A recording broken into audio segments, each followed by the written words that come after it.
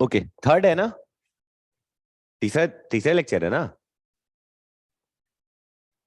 अरे फ्रिक्शन का तीसरा रे। हाँ चलो ठीक है।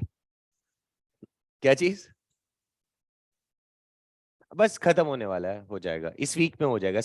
आज क्या है, सैटरडे है ना, कल फ्राइडे है ना, तो कल सैटरडे, सैटरडे संडे अगर क्लास अगर मैंने ले लिया तो मंडे से हम लोग सर्कुलर मोशन स्टार्ट कर देंगे।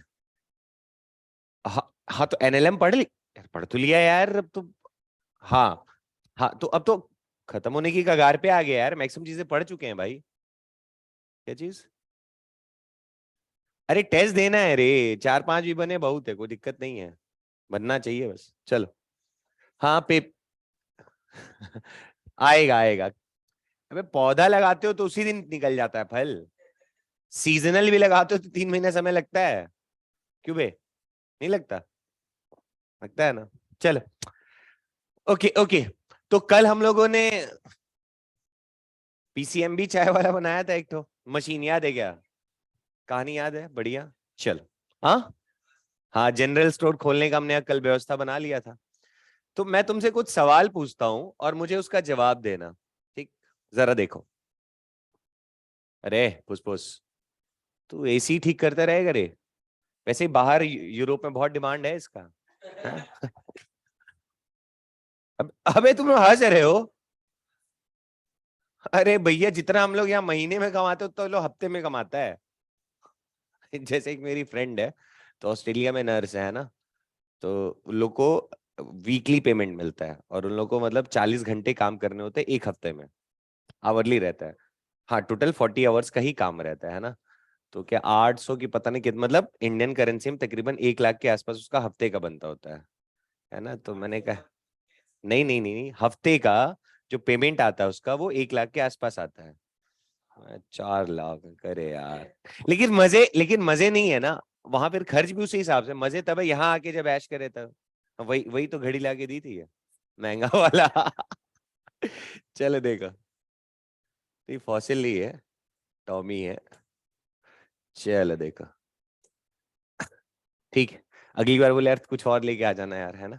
चलो देखो, आ जाओ। तो एक कॉमन लॉजिक की बात करते हैं, और आप मुझे जवाब दीजिएगा सोच के, हवा में नहीं। और तुम देखो ना, तुम्हें ऐसे ही ना, फ्रिक्शन बड़ा मतलब बढ़िया चीज है, मतलब ऐसा नहीं कि कुछ भी बोल दो, थोड़ा सोचोगे तो आंसर खुद निकल के आ जाएगा।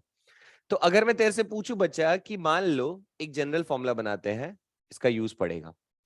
मैंने कहा कि मान लो एक ब्लॉक है जिसका मास m है और यहाँ पे एंगल थीटा है, ठीक है क्या? अगर मैं आपसे पूछ बोलूं कि ये जो थीटा आपको दिया हुआ है, ये थीटा लेस देन है थीटा आर से, इसका क्या मतलब है?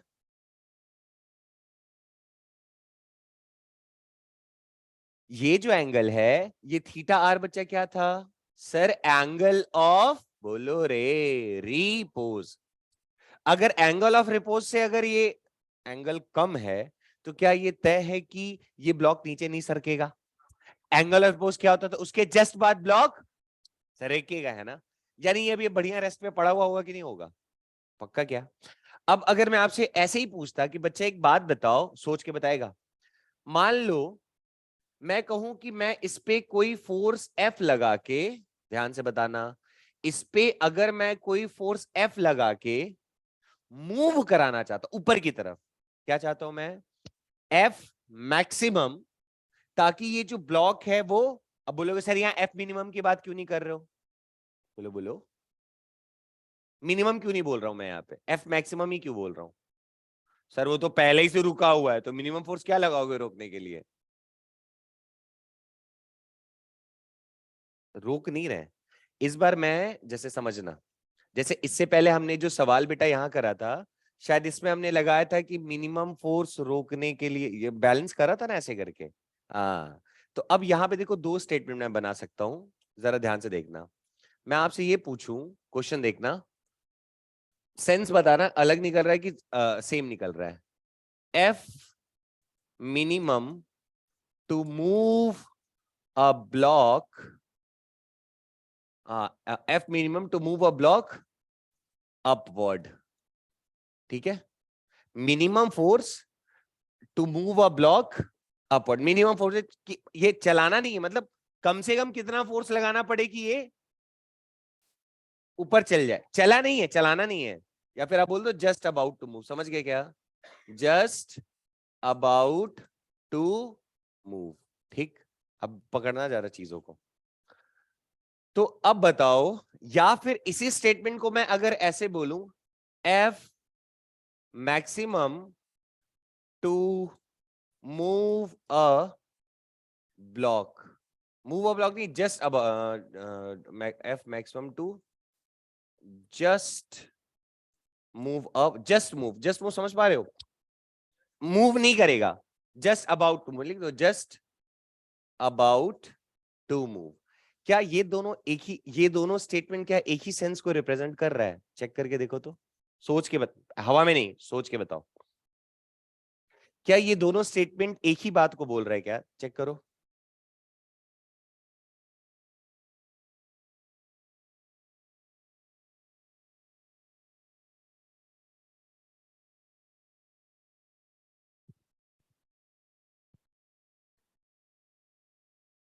अपवर्ड, अपवर्ड ही है, इसमें भी अपवर्ड ही है।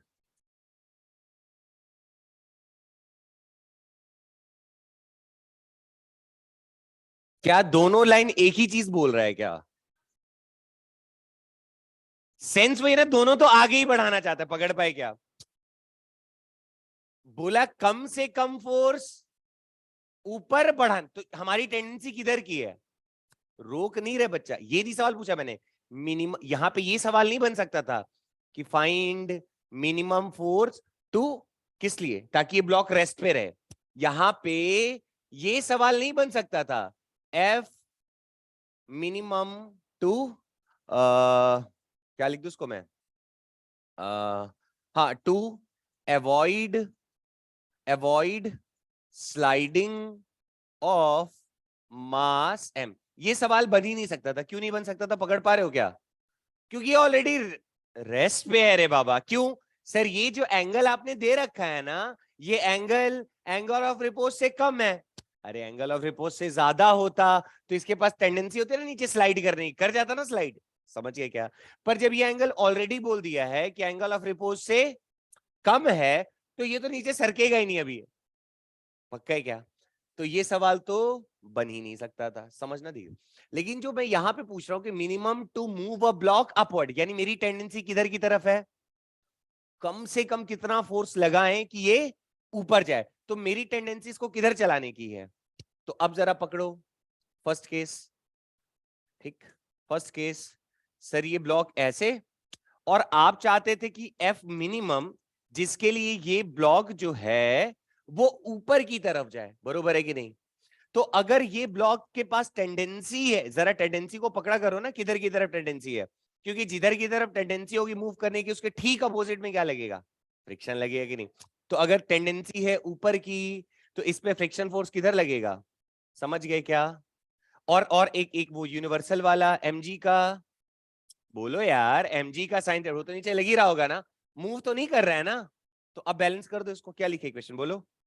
एफ मिनिमम बेटा ऊपर, बोलो एफ मिनिमम ऊपर, एफ आर नीचे, और mg का साइन थीटा भी नीचे। क्या आप लोग को ये चीज समझ में आई बढ़िया से? ये एफ, अगर एफ मैक्सिमम भी पूछा होता तो क्या सेम रिजल्ट आता क्या? ऐसे हवा में मत बोल देना, वो कंडीशन कंडीशन पे डिपेंड करेगा। वो रोकना चाहता है, रोकना चाहता होता, अगर ये मान लो ये थीटा ज्यादा होता, किससे? एंगल ऑफ रिपोज से, तो इसके पास ऑलरेडी टेंडेंसी होती किस चीज की? नीचे खिसकने की। और तब मेरे से पूछता कि बताओ कितना मिनिमम फोर्स लगाना पड़ेगा उसको रोकने के लिए। तो उस केस में तो इसके पास टेंडेंसी नीचे आने की है, तो फ्रिक्शन ऑलरेडी किधर लग रहा था? ऊपर। तो बाकी बचा कुचा हम लगा देते। खेल पा रहे हो? बढ़िया। पर एक बार समझ में आ गया तो तुम फिर प्रो। तो अब मैक्सिमम वाले में भी क्या सेम रिजल्ट आता? क्या F R plus M G का साइन थीटा। मैक्सिमम में क्यों आए रिजल्ट, समझ में आया क्या? मैक्सिमम में भी जस्ट अबाउट टू ही कराना चाहते थे। तो मतलब हम क्या चाहते थे? ज्यादा से ज्यादा फोर्स लगा रहे, लेकिन कंडीशन क्या है सर? उसको ना मूव नहीं कराना है, पर टेंडेंसी किधर है? ऊपर ही ले जाने की ना। तो इसीलिए उसमें भी फ्रिक्शन किधर लगता है? इधर ही लगता। तो एक ये इक्वेशन बना। ठीक। और ये एफ में ये एक्सटर्नल फोर्स है ना बच्चा, जो हम लगा रहे हैं बाहर से, एक्सटर्नल, और ये भी एक्सटर्नल। तो अब यहां देखो तो ये जो एक्सटर्नल फोर्स है और ये जो फ्रिक्शनल फोर्स है, ध्यान से, क्या ये दोनों एक ही डायरेक्शन में लग रहे हैं कि अलग अलग डायरेक्शन में लग रहे हैं इस केस में? फिर से, ये जो तूने एफ एक्सटर्नल लगाया और ये जो फ्रिक्शनल फोर्स है, दोनों अपोजिट लग रहे हैं क्या? दिख रहा है क्या? दूसरा आ जाओ, दूसरा कंडीशन। मान लो बच्चा, मैंने आपसे दूसरा सवाल पूछा, F minimum to move to move to हाँ टू मूव ब्लॉक, थोड़ा स्टेटमेंट मैं लिख देता हूं, डाउन वर्ड। ठीक, पर ये मूव नहीं कराना है, मतलब समझ गया ना, जस्ट अबाउट टू, समझ गया ना, थोड़ा सेंस तो समझ गया ना, कि अब हम क्या चाहते थे इस केस में, कि सर ये जो ब्लॉक पड़ा हुआ है ना यहाँ पे, क्या ये खुद से नीचे जा रहा है क्या? नहीं ना, क्यों? क्योंकि ये थीटा क्या है इस बार, एंगल ऑफ रिपोज से कम है। तो जब एंगल ऑफ रिपोज से कम होगा तो सर नहीं स्लाइड कर, उसमें टिका हुआ रह जाएगा। अगर किसी इंक्लाइन प्लेन पे अगर ये पेन ऐसे भी पड़ा हुआ है, तो अभी जो ये एंगल बन रहा होगा एंगल ऑफ रिपोज से कम है, तो ये खुद नहीं स्लाइड करेगा, धक्का लगा के ही कराना पड़ेगा। बढ़िया क्या? पर इस बार हम जो बाहर से फोर्स लगा रहे, बताना जरा, ऐसे ऊपर से ऐसे एफ जो लगाएंगे, ये एफ अब क्या चाहता हूं मैं, कि इसको मैं जस्ट अबाउट टू मूव नीचे कराना चाहता हूं, तो टेंडेंसी किधर है इसकी, नीचे जाने की, तो फ्रिक्शन किधर लगेगा? समझ गए क्या? और इसका खुद का वेट नीचे, mg का साइन थीटा। समझ गए क्या? इक्वेशन लिख सकते हैं फिर से हम लोग, क्या लिखते बोलो जरा, एफ प्लस mg का sine theta is equal to F R. तो एफ इज इक्वल टू बच्चा क्या आ गया देखो तो, F R minus M G का साइन थीटा। समझ गए क्या? क्लियर है? अब एक क्वेश्चन का आंसर दे सकते हो इतना समझाने के बाद?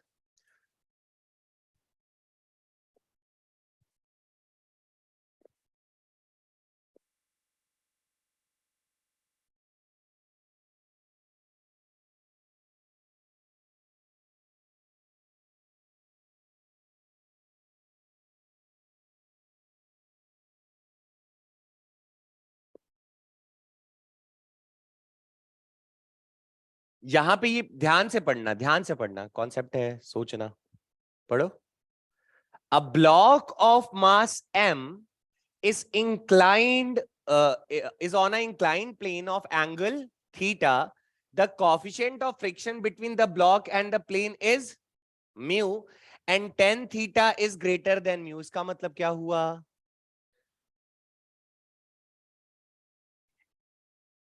म्यू से बड़ा है, मतलब ये वाला एंगल एंगल ऑफ रिपोज से बड़ा है। नहीं समझ में आया? यानी इसके पास ऑलरेडी टेंडेंसी है खुद से नीचे सरकने की। समझ गए क्या? पकड़ पा रहे हो चीजों को? अब पढ़ो थोड़ा, 2 दिन का मेहनत का असर दिख रहा है अंडरस्टैंडिंग में, पकड़े रहो। क्या हो गया, तू सर पकड़ क्यों बैठा, क्वेश्चन करने बोला तो? क्या कहा है, ऐसे नहीं दिख रहा क्या? अब तो जगह नहीं है, यहाँ आ जा, यहाँ आ जा, बेवकूफ कहीं का, इधर आ, मजा खराब करते रहता है, इधर आ जा। कैमरा बीच में लग रहा, वही एक जगह नहीं भैया, यहाँ बैठ जा, यहाँ बैठ जा, दुनिया भर का जगह। आ जा इधर। हाँ बोलो, फिर क्या बोला देखो तो, the block is held stationary by applying a force P. तभी तो अब तुम्हें समझ में आएगा सर, इस बार जो थीटा एंगल और रिपोज से ज्यादा है, तो उसके पास ऑलरेडी टेंडेंसी है नीचे आने की, तो तुझे तो इधर से धक्का लगाना ही पड़ेगा ना रे, तभी तो रुका रहेगा, वरना सरक नहीं जाता क्या? पढ़ अब इधर, the direction of force pointing up the plane is taken as positive. तो जो फोर्स अपन ऊपर की तरफ लगा रहे हैं उसको क्या माना है? पॉजिटिव मान रखा है, दे बढ़िया। अब बोला है as P is varied from P is equal to इतना से P इज इक्वल टू इतना, the frictional force F versus P graph will be look like.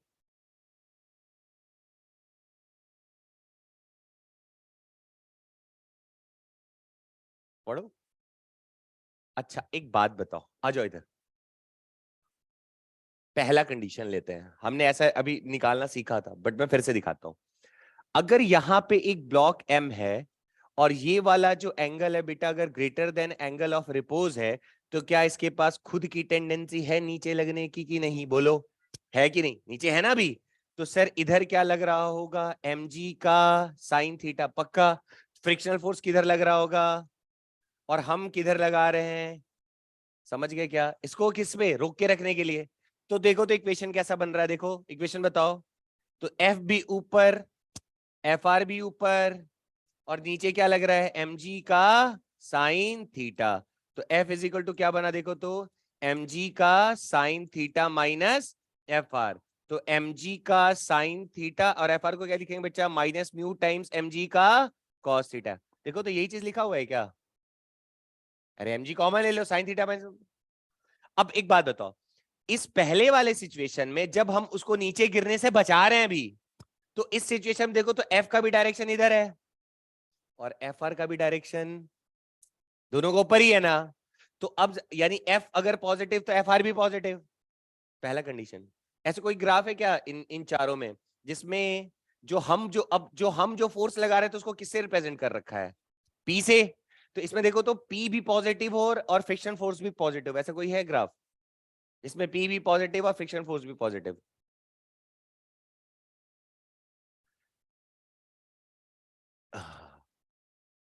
ये पॉजिटिव, ये भी पॉजिटिव। हम्म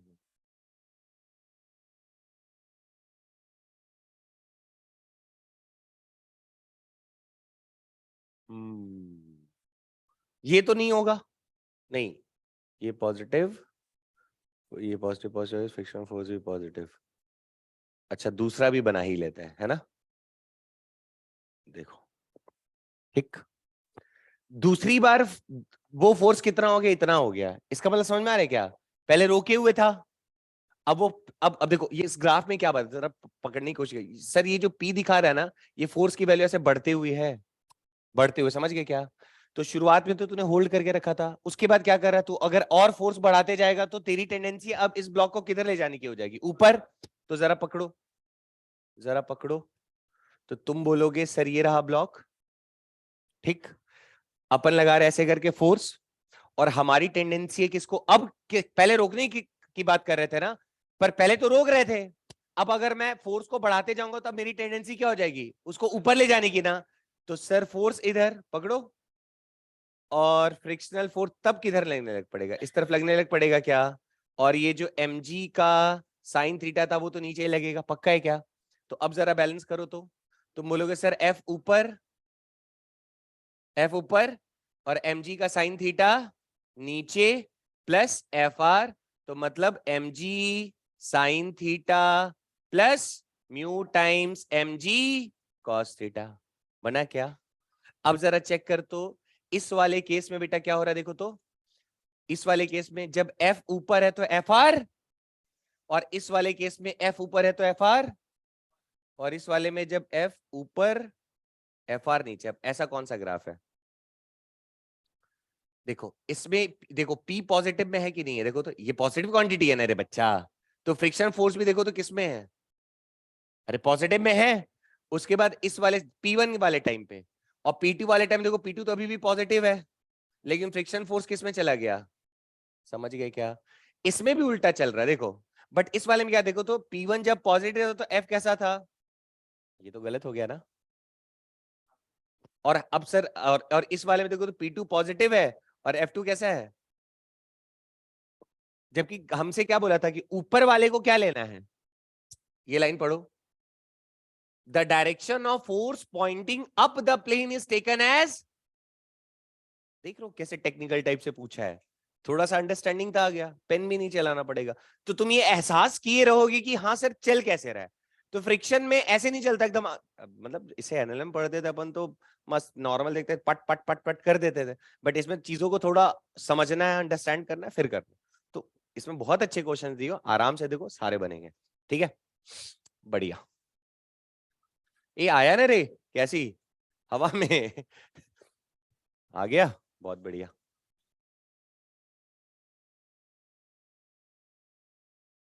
ये तो वही है। हाँ जी, बन जाएगा बच्चा। अब तो प्रो हो गए हो। अच्छा नहीं, बेकार ही हो अभी तक। भैया इसके रिकॉर्डेड लेक्चर्स हैं, हमने ग्रुप में भी शायद भेजा होगा, नहीं भेजा होगा देख लेना। फ्रिक्शन 1 2 तीसरा लेक्चर है, पहले में थी, पहले दूसरे में नहीं थी, तो पहला दूसरा आज तीसरा, तीसरा भी डाल दूंगा, एक बार देख लेना। नहीं तो फिर बाउंस नहीं आएगा तो फिर पूछ लेना। क्लास में होते तो 100% आ ही जाता है। देखो 2019 का है, ज्यादा पुराना नहीं है।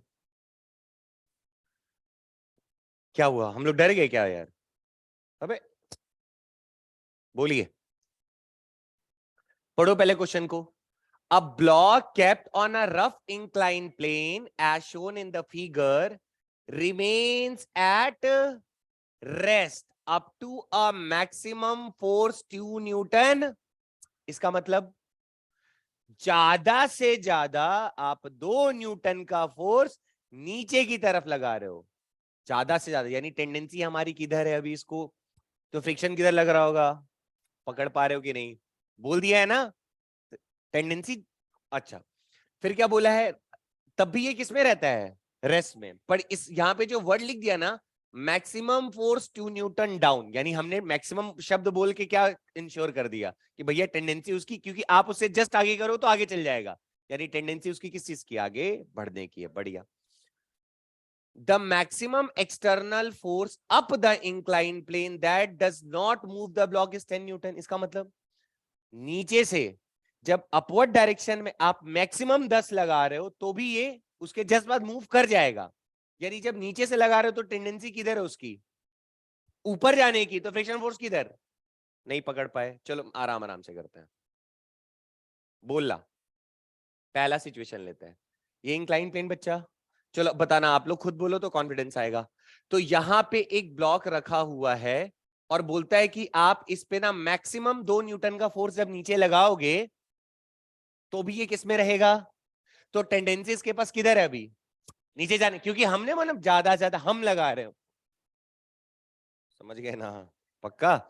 तो अगर टेंडेंसी इसकी है नीचे की, तो फ्रिक्शन फोर्स ऊपर, इधर की तरफ बच्चा मास वास दिया है क्या, तो एम खुद से ले लो, एम जी साइन 30। बोलो इक्वेशन क्या बना दूं, देख के बोलो। ऊपर नीचे क्या है 2 और नीचे क्या है एम जी साइन, तो लिख दू क्या, F R is equal to M G sine 30 + 2। आया क्या समझ में? एफ आर को क्या लिख सकते हैं, mu M G cos 30 is equal to M G sine 30 + 2। Equation number 1। Equation बना लेंगे फिर तो काम ही बन जाएगा। नेक्स्ट सिचुएशन बोलना। अब ये था इंक्लाइन प्लेन, इस पे रखा हुआ है ब्लॉक, और अब क्या बोल रहा है, ये मैक्स बोला है मिनिमम बोला है, मैक्सिमम बोला है ना। पढ़ो इसको। The maximum external force up the incline plane that does not move the block is 10 newton. यानी टेंडेंसी किधर है, वो 10 ऊपर की तरफ है, तो टेंडेंसी अगर ऊपर की तरफ है तो फ्रिक्शनल फोर्स किधर बिटुआ, सर नीचे। अब तो प्रो हो गए। और इधर ऑलरेडी क्या लग रहा होगा, एम जी साइन 30। अब बैलेंस कर दें, ऊपर क्या लग रहा है, अरे 10 वाला एक्सटर्नल, और नीचे क्या लग रहा है एफ आर, और नीचे क्या लग रहा है, तो क्या लिख दूं, एफ एक्सटर्नल कितना था 10 इज इक्वल टू नीचे F R plus M G sine 30। समझ गए क्या, बन गए दो इक्वेशन, खत्म। अब सॉल्व कर लेंगे इसको, नहीं कर सकते, गधे हो तुम लोग। ये दो है इधर, इसको उधर भेज देते तो क्या हो जाता है, जरा देखो तो, मैं यहाँ सॉल्व कर रहा हूँ। तो mu M G cos 30 minus M G sine 30 is equal to 2 आता ना। और यहाँ पे क्या है देखो तो, 10 एफ आर को क्या लिख देंगे बच्चा, mu M G cos 30 plus M G sine 30। ठीक है क्या? चलो मैं थोड़ा सॉल्व करके दिखाता हूँ आपको।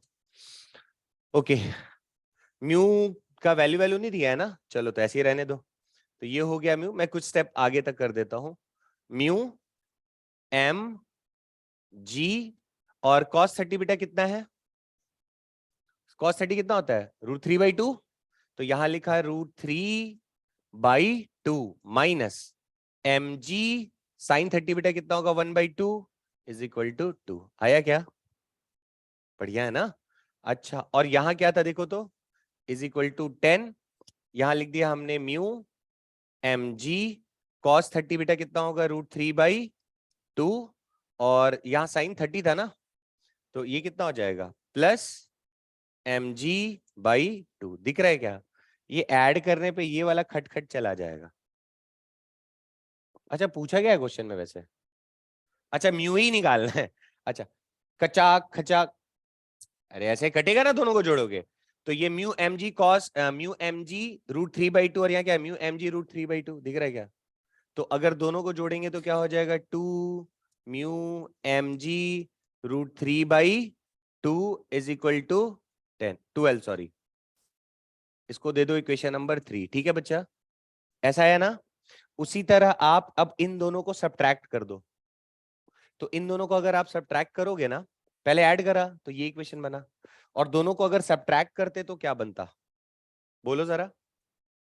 अब ये भी सिखाना पड़ेगा तुम लोग को, बोलो सब्ट्रैक्ट करो तो बच्चा अगर देखो देखो इसमें से इसको सब्ट्रैक्ट करोगे तो ये तो प्लस mg 1/2 है ना, और ये कितना हो जाएगा सब्ट्रैक्ट करेंगे तो माइनस mg √3/2, और ये माइनस की वजह से क्या बन जाएगा प्लस mg, तो ये वाला टर्म और ये वाला टर्म कैंसिल हो जाएगा, तो mg/2 प्लस mg/2 क्या बचेगा, mg बचेगा केवल। अरे आधा प्लस आधा mg, और 10 - 2 कितना हो जाएगा 8, तो एक इक्वेशन क्या बन जाएगा mg इज इक्वल टू 8। समझ गए क्या? इसको दो इक्वेशन नंबर। अब दोनों को डिवाइड कर दो, तो दोनों को डिवाइड करोगे तो ये mg से ये mg कैंसिल हो जाएगा क्या, ये 2 से ये 2 कैंसिल हो जाएगा क्या? चलो कर देता हूं मैं। तो सर म्यू टाइम्स, घर पे जाके एक बार आराम से देखना बच्चा, ठीक है, mu mg √3 divided by mg, यहाँ क्या आया था 12, और यहाँ क्या आया था, तो mg से mg कैंसिल हुआ, आ जाएगा यहाँ से म्यू का वैल्यू। तो देखो तुम लोग बायो वाले हो, तुम्हें एक चीज सिखाता हूँ, है ना। जैसे बच्चा कभी तुम्हारे पास ऐसे इक्वेशंस आते हैं ना, जैसे मान लो a प्लस बी, नहीं सॉरी, तुम लोग को यहां दिखा देता हूं मैं।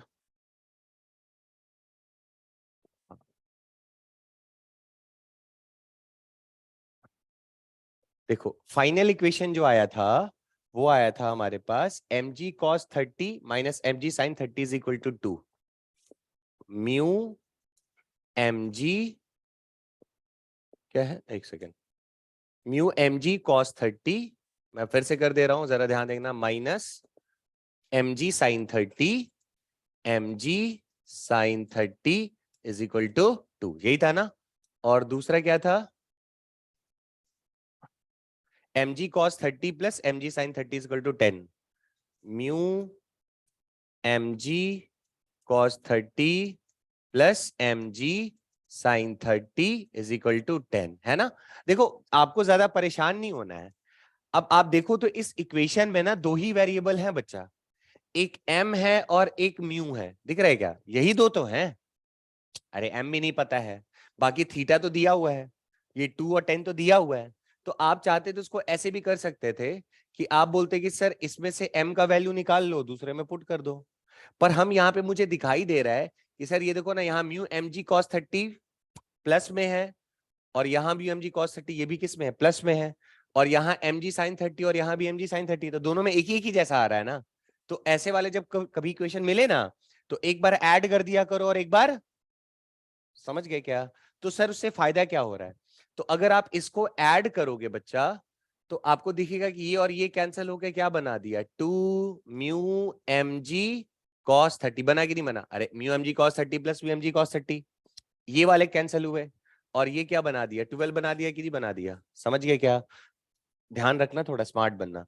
और अगर दोनों को माइनस कर देते, तो इसमें से इसको माइनस करने का मतलब क्या हुआ, आप समझ पा रहे हो कि सर म्यू mg cos 30, ऐसा क्यों कर रहे हैं, ऐसा मैं इसलिए कर रहा हूं कि एक बार ये वाला टर्म खत्म हो गया, तो केवल mu mg cos 30 mu sorry, दोनों को अगर इन दोनों को ऐड करा तो mg sin 30 mg sin 30 वाला टर्म कैंसिल होकर मुझे क्या दे रहा है, mu M G cos 30 mu M G cos 30 वाला एक ही टर्म मिला ना, साइन वाला की साइन करने वाला चला गया, और सब्ट्रैक्ट कर देंगे तो इस बार कौन चला जाएगा, ये दोनों चले जाएंगे, और ये दोनों फिर क्या हो जाएंगे, ऐड हो जाएंगे।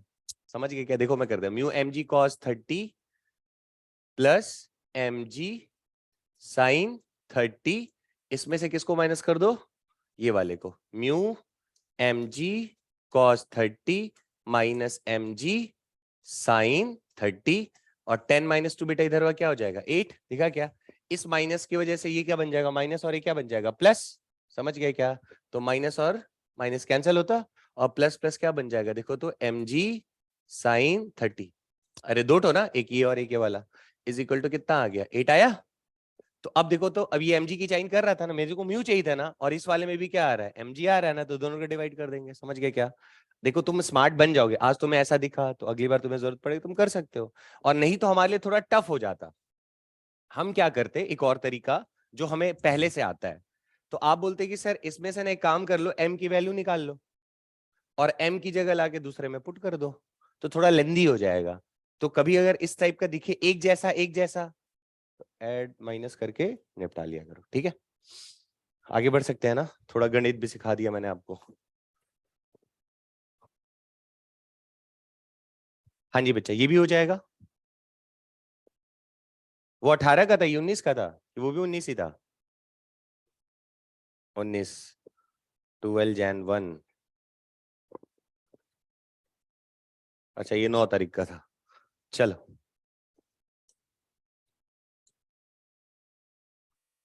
तो अगर कोशिश करना कि तुम्हें जनवरी में दूसरा वाला अटेम्प्ट मिले, तो जिसका हो उससे पेपर एक बार जरूर देख लेना, पर आजकल तो पेपर ही नहीं मिलता, अब तो सब वो आता है। चलो बताओ कैसे करे बच्चा, कर लोगे, अरे थोड़ा भरोसा रखो अभी अपने आप पे, हो जाएगा, पढ़ो तो सही। चलो आप जो इस तरह से निहार रहे हैं, क्या लगता है बन जाएगा कि बस निहारते रहिएगा। सब बाउंसर जा रहा है बच्चा, थोड़ा थोड़ा घुस रहा है, कोशिश करो। मिस कर दी तुम क्लास, पर पहले वाले में थी ना यार। चलो बताओ,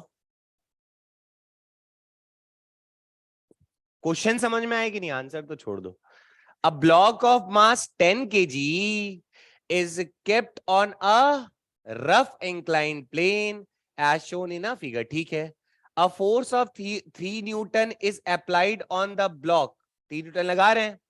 The coefficient of static friction is इतना, what should be the minimum value of F such that the block does not, तो अब जरा बताओ बे, यहां रखा हुआ है और 3 न्यूटन ऑलरेडी लग रहा है, और इसका जो खुद का वजन होगा वो भी ऑलरेडी लग रहा होगा, तो इसके पास तो टेंडेंसी किधर के नीचे जाने की है ही। लेकिन मेरे से एफ क्या पूछा है इस बार, मिनिमम पूछा है कि हम कम से कम कितना लगाएं कि इसको रोक दें।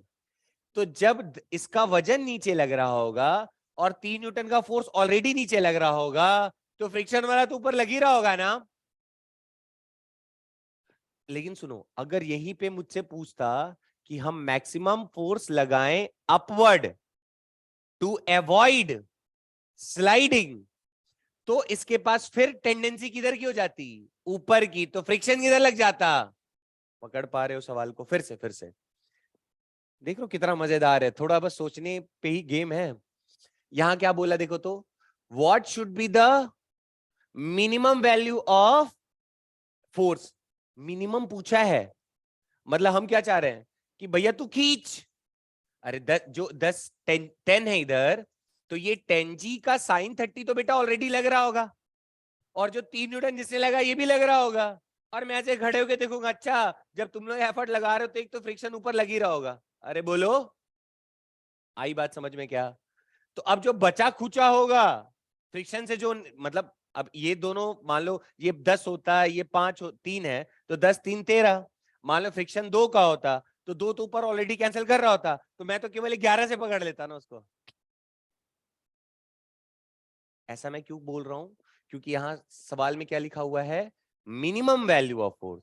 इसी का अगर मैं पूछ देता आपसे देखो मैं बार बार बता रहा हूं ध्यान से, अगर मैं पूछ देता कि बचवा मैक्सिमम बतावा, क्या पूछ देता, तो फिर अब क्या रहता, अगर मैक्सिमम बात करता तो मतलब अब मेरी टेंडेंसी होती उसको ऊपर खींचने की, समझ पा रहे हो, मेरी टेंडेंसी होती उसको अब मैक्सिमम शब्द यूज करता तब।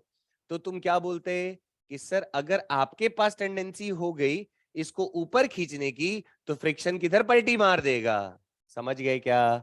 और नीचे इसका ऑलरेडी क्या लग रहा है, mg का साइन 30, समझ गए क्या। और जो 3 न्यूटन वाला है वो भी किधर लग रहा है, इधर, समझ गए क्या। लेकिन ये कब होता, जब एफ मैक्स की बात होती, बट यहाँ पे एफ मैक्स तो नहीं पूछा है ना, एफ मिनिमम पूछा है। तो जब एफ मिनिमम पूछा है तब तो 2 कौड़ी का हो गया। सर 3 इधर, बोलते जाओ क्या, इसके लिए क्या इक्वेशन बनाऊं, 3 नीचे प्लस 10g साइन 40, अच्छा 30 45 था ना, 45, और बोलो is equal to F plus F R. अब तुम लोग सच में अपनी अंतर आत्मा से फ्रिक्शन को जोड़ पाए हो, भावनाएं समझ रहे हो क्या कहना चाह रहा है ये सब में, है ना, हवा में नहीं बोलना है, थोड़ा सा रुकना है, एहसास लेना है, फिर करना है, तब बनेगा, समझ गए क्या, बढ़िया। तो अब तो 2 गाड़ी का हो गया, क्यों भाई, 3 plus 10 into 10 1/√2 is equal to F plus mu times 10 G cos 45, solve कर लो, जो आएगा वो आंसर हो जाएगा, समझ गए क्या। नहीं कर पाओगे, गधो ही एफ निकालना, बाकी सब तो दिया हुआ है।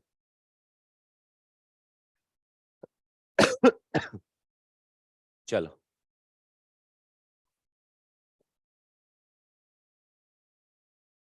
यार, अब ऐसा कराना चाहिए मुझे, पागल हो गए तुम लोग, पढ़ो। अ ब्लॉक इज मूविंग ऑन अ, बोलो रे बच्चा, इंक्लाइंड प्लेन, चलो बना देते हैं, क्या बोला है, a block is moving on a inclined plane making an angle 45 degree, बरोबर है क्या। अच्छा, with the horizontal के साथ, and the coefficient of friction is mu, the force required to just push it up, अब समझ गए, यानी टेंडेंसी किधर की, तो फ्रिक्शन किधर, अब पकड़े की अभी भी रास्ते में ही है, पकड़ लियो ना, हाँ, तो प्रो बन गए तुम लोग, फ्रिक्शन में ही लोगों की बस्ती है, बाकी तो आसान है, इसमें थोड़ा सोचना पड़ेगा ना हल्का सा, तो सोच लो, कहानी खत्म। चल बच्चा अब बता, the force required to just push it up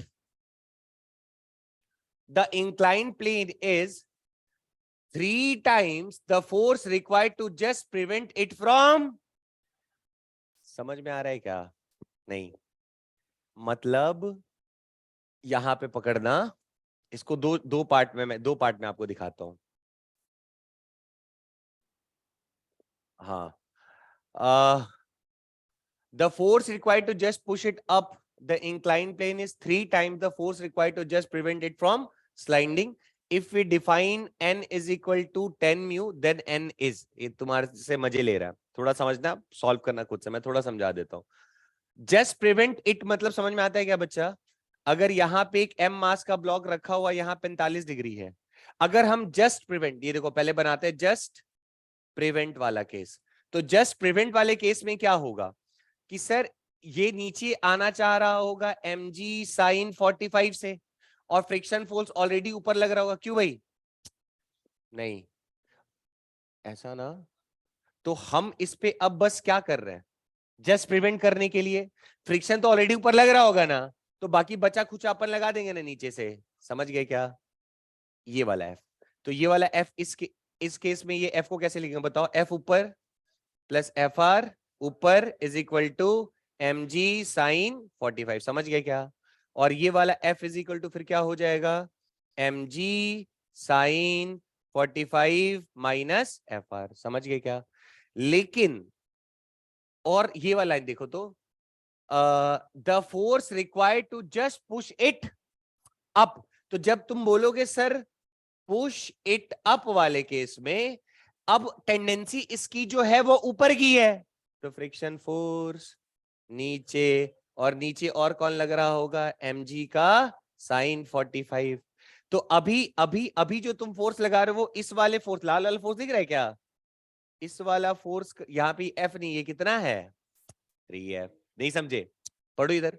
हाँ, the force required to just push it up the inclined plane is 3 times the force required to just prevent. तो प्रिवेंट इट के लिए अगर F था तो यहाँ पे कितना हो जाएगा, समझ गए क्या। तो क्या लिखेंगे क्वेश्चन, यहाँ पे बोलो 3F ऊपर, फ्रिक्शन नीचे, और mg का sin 45 ये भी लो रहा। अब बाकी तुम खुद से मेहनत करोगे, ठीक है।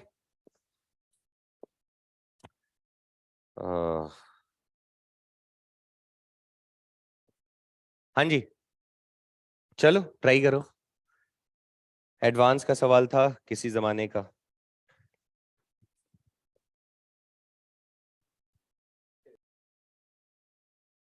चलो देखो, इन द फिगर पढ़ो ध्यान से। In the figure the block A B C have the masses 3 kg। A के पास बच्चा कितना, तो कहो सर 3 kg, बी के पास 4 kg, और सी के पास 8 kg। बढ़िया क्या, ठीक है रे, दिख रहा है। हाँ, अब क्या बोला है, coefficient of sliding friction between any two surfaces, किसी भी दो सरफेस के बीच में कोएफिशिएंट फ्रिक्शन 0.25 दे रखा है। मतलब यहाँ पे भी कोएफिशिएंट ऑफ फ्रिक्शन कितना, और यहाँ पे भी, और यहाँ पे भी, सब में 0.25 दे दिया। अब पूछा है, हाँ किसी भी दो में, मैंने कहा इस क्लास में किसी, मान लो है ना इतने सारे लोग बैठे हैं, मैंने कहा क्लास के किसी भी दो बंदे को उठा लो, दोनों के दोनों चोर ही निकलेंगे। तो वो दो कोई भी हो सकता है, उन दोनों को उठाए तो दोनों भी चोर, इन दोनों उठाए ये भी चोर, उन दोनों को उठाए वो भी चोर, ये दोनों उठाए चोर। समझ गए क्या। अब ऐसे में तो टफ हो जाता ना बोलना कि ये दोनों चोर, फिर ये दोनों उठाओगे तो चोर, इसलिए मैंने क्या कहा किसी भी दो को उठाओ, दो अगर साथ में है तो पक्का चोरी करेंगे। समझ गए क्या। तो इधर आ जाओ। अब ठीक है, अंग्रेजी आगे पढ़। अब बोलता है कि हाँ, any two A is held at rest by a massless rigid rod. जो ए है इसको एक रॉड से, रॉड बेटा रिजिड होता है कि नहीं। मैंने आप लोगों को चीजें पढ़ी थी, याद है, मैंने कहा था कि अगर धागा हो तो धागा में बच्चा टेंशन बॉडी से दूर, ऐसा पढ़ाया था क्या। ये हमेशा जब भी इसको ऐसे करके पुल करोगे तो टेंशन डेवलप होगा। जबकि स्ट्रिंग में अगर अपन ले लें, स्प्रिंग स्प्रिंग, तो स्प्रिंग वाले केस में अगर इसको दबाएंगे तो टेंशन इधर लगने लग पड़ेगा, क्यों भाई, और अगर खींचोगे तो टेंशन अंदर लगने लग पड़ेगा। इसी तरह अगर रॉड हो तो रॉड को अगर आप ऐसे करके खींचोगे तो टेंशन अंदर लगने लग पड़ेगा। समझ गए क्या।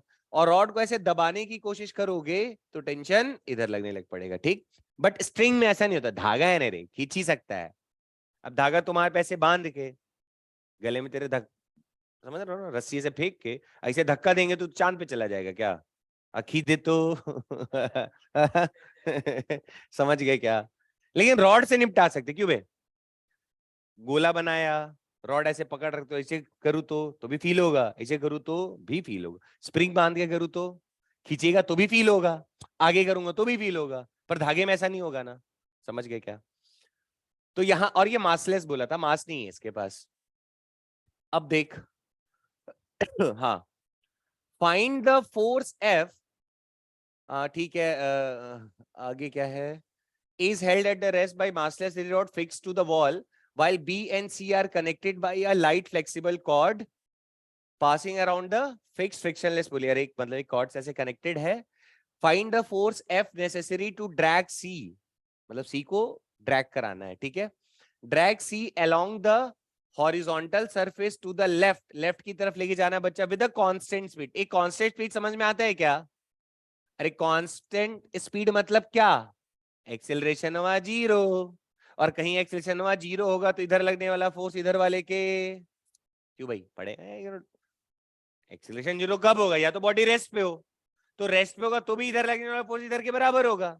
और कांस्टेंट वेलोसिटी बोला है, कंफ्यूज नहीं होना, तो एक्सेलरेशन फिर से कितना हुआ, जीरो, और एक्सेलरेशन जीरो होगा तो इधर लगने वाला फोर्स इधर वाले के बराबर रहता है हमेशा। बढ़िया, यानी हम समझिए कि सर इधर वाला को इसके बराबर करना। करे शुरू, कैसे करे?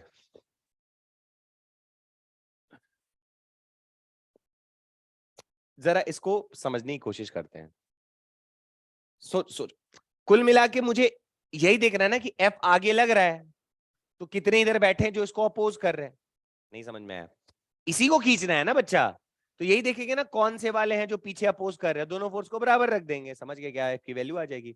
चलो गेम खेलते हैं। इधर बताओ, एफ को अगर तुम आगे ले जा रहे हो, इसी को खींचना है ना, तो इसके पास टेंडेंसी किधर है जाने की? आगे क्या? अब इसके साथ टचिंग टचिंग कौन खेल रहा है? सी के साथ ग्राउंड और ब्लॉक बी।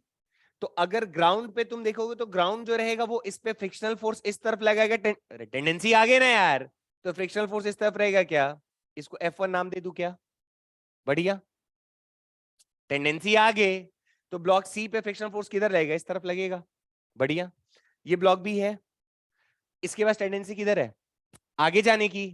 तो जो ब्लॉक बी होगा वो इस पे फ्रिक्शनल फोर्स किधर लगाएगा? इस तरफ लगाएगा क्या? F2 दे दूं इसको? नहीं आया समझ में? टेंडेंसी आगे, तो ब्लॉक बी इस पे F2 इधर लगाएगा। अगर ब्लॉक बी इस पे F2 इधर लगाएगा, तो जो सी होगा वो बी पे भी इधर क्या लगाएगा? F2। नहीं आया समझ में? एक्शन रिएक्शन रे। अब ब्लॉक सीधा F उधर लगा, तो धरती बोलेगा मत जाओ, तो F1 से इधर लगा दिया। अब सी पे अगर F1 इधर लगता तो ग्राउंड पे पूछता तो F1 इधर नहीं लगा देते यार। पक्का है कि नहीं?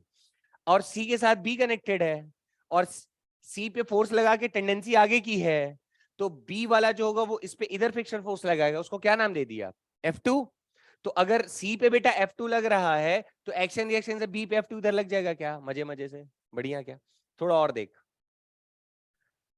बॉडी से दूर बेटा, अरे ऐसे खींचेंगे ना टेंशन डेवलप होगा ना इस तरफ, और बॉडी से दूर इस तरफ भी।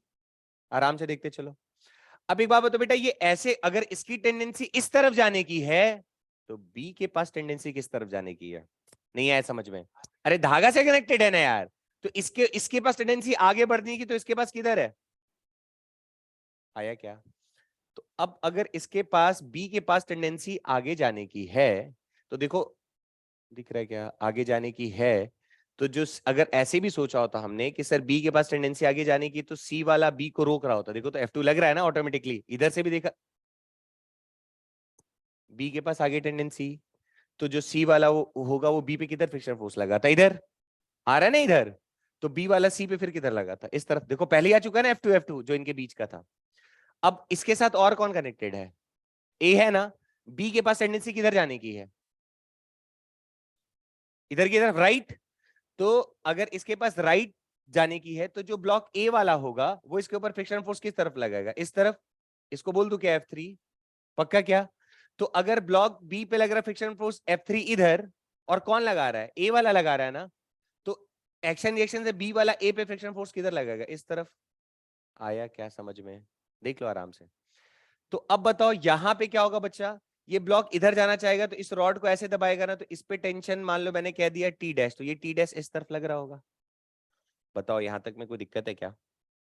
मजे से बना दिया हम लोगों ने। अब जब हमने फ्रिक्शन डिस्ट्रीब्यूट कर दिया, एफ टी टी सब डिस्ट्रीब्यूट कर दिया, तो नेक्स्ट स्टेप क्या होता है? एफबीडी। फ्रिक्शन बांट दिया ना यार, अब एफबीडी एफबीडी खेलेंगे। तो चलो आ जाओ, मुझे जरा पहले एक काम कर लिया करो, ऐसे सवालों में ना पहले फ्रिक्शनल फोर्स कैलकुलेट कर लिया करो। हाँ,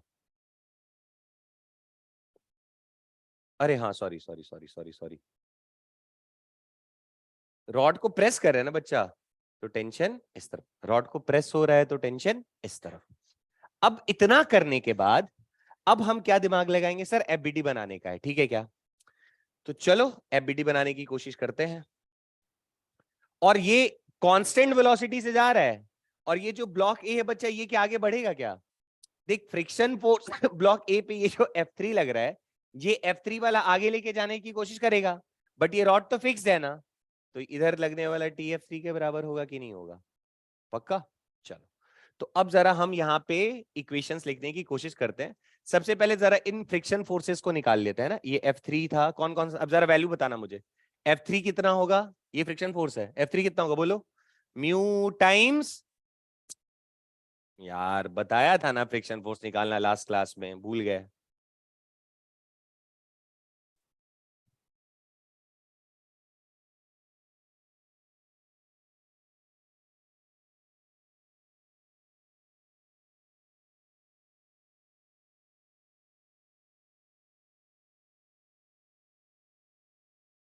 ब्लॉक के ऊपर ब्लॉक रख के सिखाया था ना यार,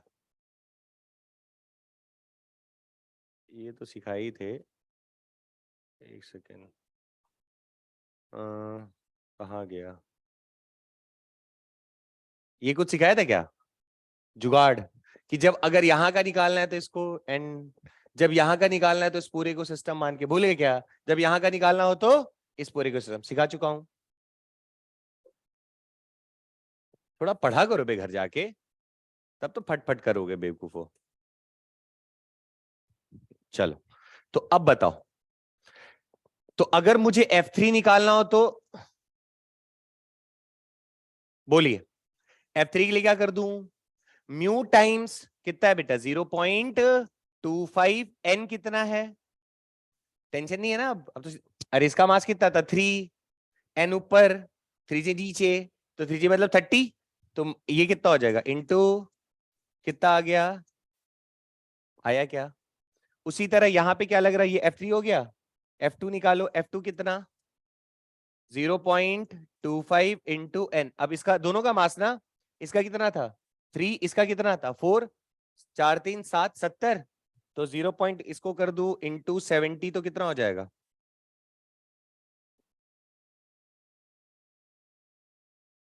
करके बताओ।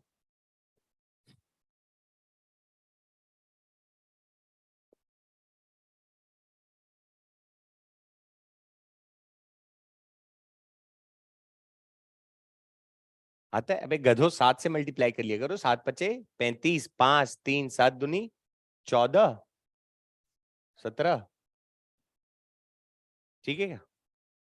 अब बोलो F3 बोलो, कितना कितना बचा, ये 3 4 7, 7 और 8 15, तो कर दो 0.25 इंटू 15, कितना आया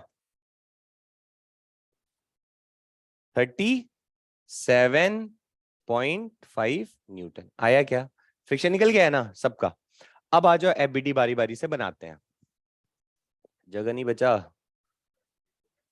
एफबीटी का अभी तो बस फ्रिक्शन फ्रिक्शन निकाले, सबकी वैल्यू निकालनी है। हाँ चलो देखते हैं,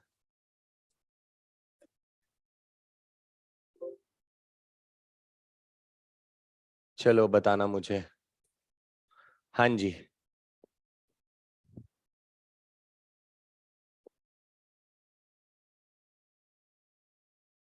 तो अगर ब्लॉक ए को लें तो, ब्लॉक ए भाई साहब में अगर आपको याद आ रहा हो तो इधर की तरफ क्या लग, सॉरी इधर की तरफ क्या लग रहा था टेंशन, और इस तरफ क्या लग रहा था F1, दिखा क्या F3 था, चलो F3, तो F3 कितना आया था बच्चा हमारे पास, T is equal to F3 लिख सकता हो ना, 7.5 न्यूटन, लिख दिया क्या। दूसरा बताओ, ब्लॉक बी है ना, ब्लॉक बी पे कितना लग रहा है देखो तो, एक तरफ F3, एक तरफ F2, और इधर क्या लग रहा है केवल T, दिखा क्या। तो अब बताना जरा, T डैश था ये, T is equal to F3 plus F2, तो F3 प्लस F2 कितना हो जाएगा 7.5 प्लस 7.5, यही ना, 7.5 प्लस 17.5 कितना आ जाएगा ये 25 न्यूटन, आया क्या, टी आ गया क्या। आगे आ जाओ, ये किसके लिए लिखा हमने, ये ब्लॉक ए का था, ये किसके लिए लिखा ब्लॉक बी का, अब लिख दो सी का, चलो सी का बताओ, यही एफ तो निकालना है ना मैं, तो एफ इधर, F2 उधर, F1 इधर और टी इधर, तो क्या लिख दूं बोलो, F एक तरफ था और F2 था प्लस T था प्लस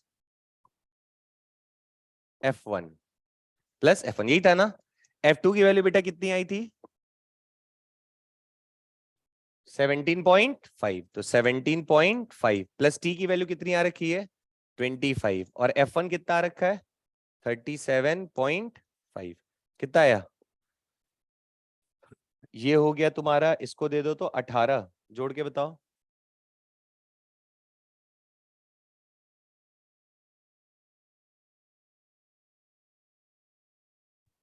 अबे ऐसे कर लिया करो देखो, हाँ 80 न्यूटन है पक्का, तो ये रहा 80 न्यूटन आंसर, ऐसे कर लिया करो जल्दी से देखो, ये 17 है ना, 37 है ना, 0.5 इसको दिया तो कितना हो गया 18, ये 17, ये 37 और ये 18। तो ऐसे कर लिया करो, देखो 10 20 30 30 30 60 खत्म। 60 और इधर कितना है 8 8 5 13 13 और 7 कितना हो गया 20। तो 60 और 20 80। थोड़ा सा मन में अब लिखना ना पड़े तो डायरेक्ट कर लिया करो। कितना आया था तेरा आंसर? हाँ आगे क्या टफ था क्या? हमने तो बस नॉर्मल स्टेप्स फॉलो करे और निपटा दिया। क्या कॉन्सेप्ट क्रिस्टल क्लियर है? बढ़िया। अब घर जाके थोड़ा सा मस्ती कर लो तो काम बन जाएगा। क्यों भाई?